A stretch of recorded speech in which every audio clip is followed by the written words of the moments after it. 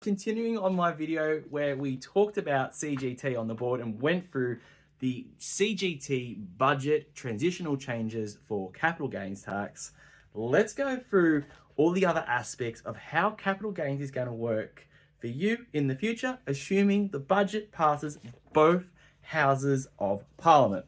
Now, effectively, there are a few things to do to get through here. So what's going to happen from now if you sell a asset, shares, whatever it might be even be crypto? There is a cost base that we associate to work out how much of a gain you've made on selling that particular asset. And that's what you get taxed on effectively. And so from now, what we're going to do is we're going to say whatever you sold that asset for, we're going to take away the original amount you paid for it, but then we're going to add additional amount, which we call inflation, on whatever you bought it for, just to bring it back into kind of like for like on you selling in the same year. Now, effectively, what tends to happen is when we talk about inflation on average in Australia grows around 3 to 5%. So that means on every year, your asset, your base value of your asset should grow to 3 to 5%. And that is how we're going to work out your cost base of your property. The other thing you're going to want to know is if you sell a asset, any capital gains, anything that is effective under the post 1 July 2027, the government is going to say, we want a minimum 30% tax on your gain.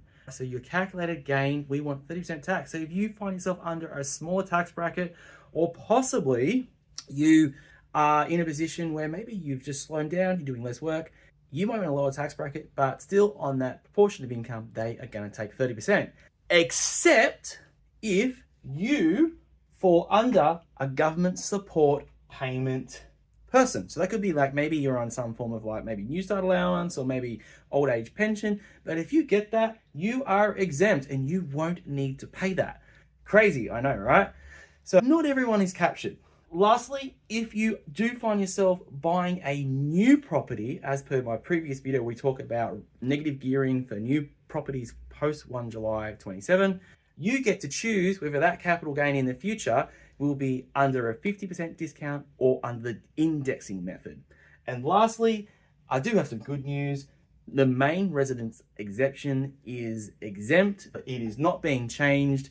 Everything there is exactly the same. So your family home, if you move out, you rent it out, essentially for less than 6 years, you move back in, typically there's no capital gains tax on that.